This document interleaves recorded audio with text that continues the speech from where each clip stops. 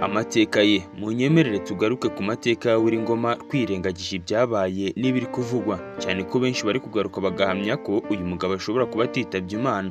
Ariko kandi amafoto yagiye hanze agiye atandukanye agaragaza ko uyu mugabo yitabye Imana mu bitero byagabwe na FARDC, yewe nabo bari bari kumwe benshi bagakomereka n'abandi bakayiburiramo ubuzima.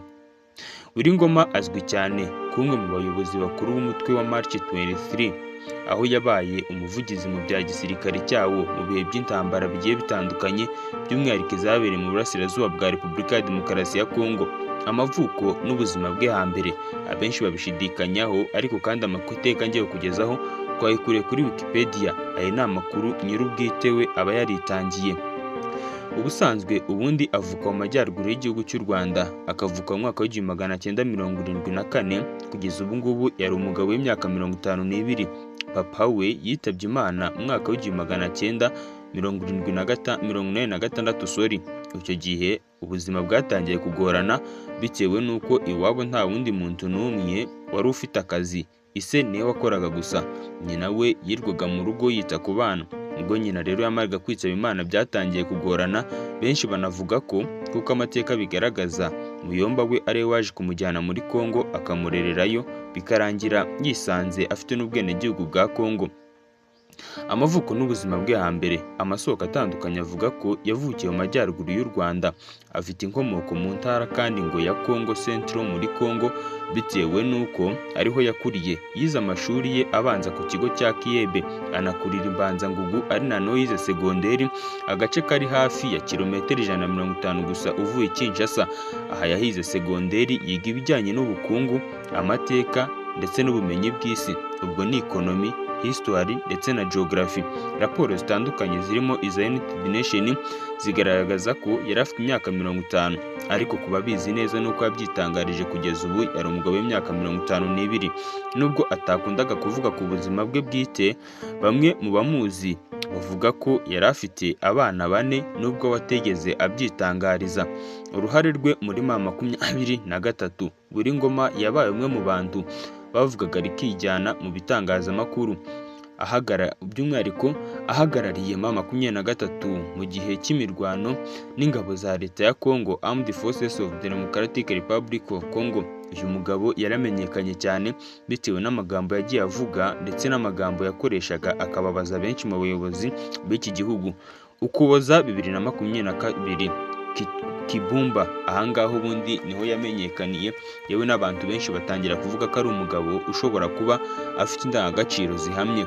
Mu Kuboza 2022 Ngoma yagaragaye aramukanya na Brigadier General Emmanuel Kaputa, ubwo M23 yashyikirizaga agace ka Kibumba ingabo zari zoherejwe na East African Community ngo zijye hagati y'impande zari zirimo kurwana hagamijwe gushaka igisubizo cya politike, igikorwa kugira ngo batere intambwe y'ibiganiro n'ubwo imirwano yakomeje mu bindi bice, bitewe n'uko ingabo za Repubulika ya Demokarasi ya Kongo zitahwemye kubagabaho ibitero. Amashusho yakiriwe rero ku ruhando mpuzamahanga, bigatuma isi yose imumenya, kandi n'utamuzi agatangira kumwubahira uko avuga, uko yitwara, n'ubunararibonye yagaragazaga mu bya gisirikare, kuvuga ashize amanga, yewe no kudatinya amahanga atitaye ku byamubaho. Uyu mugabo nyuma y'ifatwa ry'umujyi wa Goma, ubundi ahangaha no kwamamara kwe bya nyabyo noneho byatangiriye mu mpera za Mutarama 2024. Ngoma yagaragaye mu mashusho ari kubwira abacanshuro b'abazungu bari bafashwe na M23 amagambo yagize ati kwikiri. Aya mashusho yongeye kugaragara no mu mpera za Werurwe 2024, aho yabonetse aramukanya kandi aganira n'abasirikare ba Afurika y'Epfo bari mu butumwa bw'amahoro, South African Development Community cyangwa se SADC, bari bamaze igihe bagotewe ku kibuga cy'indege cya Goma mbere y'uko basubizwa iwabo. Ijambo kwikiri ryabaye nk'ikirango kimuranga mu gitangazamakuru no ku mbuga nkoranyambaga, cyane ko kandi ubwo yasuzagana n'aba basirikare yarabibabwiraga nabo akabwira ati mugire vuba. Biza kurangira yewe banamwitiriye akabyiniro kari hafi y'ikibuga cy'indege, bavuga ati tujye tujya kunywera kwa Mr Kwikiri, bitewe n'uko aho bari yari yamaze kuhigarurira. Ibyo yavugaga rero ku ntambara. Mu kiganiro kimwe, Ngoma yavuze ko arwanira ko Kongo iba nziza kurushaho. Ku rundi ruhande, umuvugizi w'ingabo za leta ya Kongo General Major Sylvain Ekenge yagaragazaga ko leta igomba kwisubiza uduce twafashwe na M23, by'umwihariko gusubizaho ubutegetsi bwa leta muri utwo duce, naho M23 ikazenga utwayo igataha. Ikindi kandi, uyu mugabo isura rusange yese ni iyihe? Ngoma yabaye umwe mu bantu bagize uruhare rukomeye mu kumenyekanisha M23 ku rwego mpuzamahanga, cyane cyane binyuze mu mashusho n'ibiganiro byanyuraga mu bitangazamakuru. Yari umuntu wavugaga ashize amanga, kandi ubwitange bwe mu ruhande yari arimo bwatumye bamwe muri bo bamukunda, yewe n'abari bari mu ntambara yo mu burasirazuba bakamutinya, bitewe n'uko uyu mugabo yitwaraga ndetse n'amagambo yagendaga avuga umunsi ku munsi. Kugeza ubu ngubu rero ibintu byakaze. Ihuriro ry'abarwanyi ba M23 bisubije ibice bitandukanye byo muri teritwari ya Masisi nyuma y'imirwano ikomeye yabahanganishije n'ingabo za Repubulika ya Demokarasi ya Kongo n'abambari bazo. Amakuru aravuga ko M23 yigaruriye ibice bya Luke, Kasanye na Katobotobo nyuma y'imirwano ikomeye yabahuje na FARDC, FDLR, ingabo z'u Burundi, abacancuro n'abazungu n'ihuriro rya Wazalendo. Muri iyi ntambara ikomeye ndetse nakomeje guhanganisha impande zombi, biravugwa yuko yaguyemo umusirikare ukomeye wa FARDC General Makeno wahoze muri Rio Mutomboki, wari wariyunze kuri FARDC kuva muri 2021, nubwo leta ya Kongo yirinze kugira icyo ibivugaho. Noneho reka nkubwire ngo ibiri kuvugwa ku rupfu rwa Lieutenant Colonel Ngoma ni amayobera. Inkuru by'umwihariko ukuri kuri ibi bintu nuko nta muntu n'umwe uratangaza neza ko yapfuye. Inkuru ikijya hanze byatangajwe ko yarashwe na drones ya FARDC ubwo yari ari mu modokari.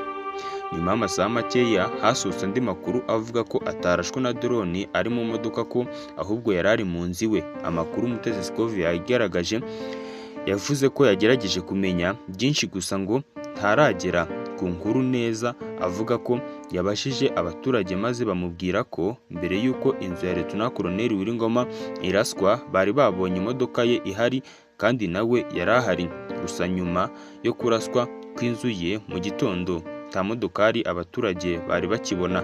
Hari andi makuru avuga ko Lieutenant Colonel Ngoma nyuma yaba yishwe n'abo muri AFC M23 ngo batari bacyumvikana nawe, gusa aya makuru nta gihamya na kimwe afite.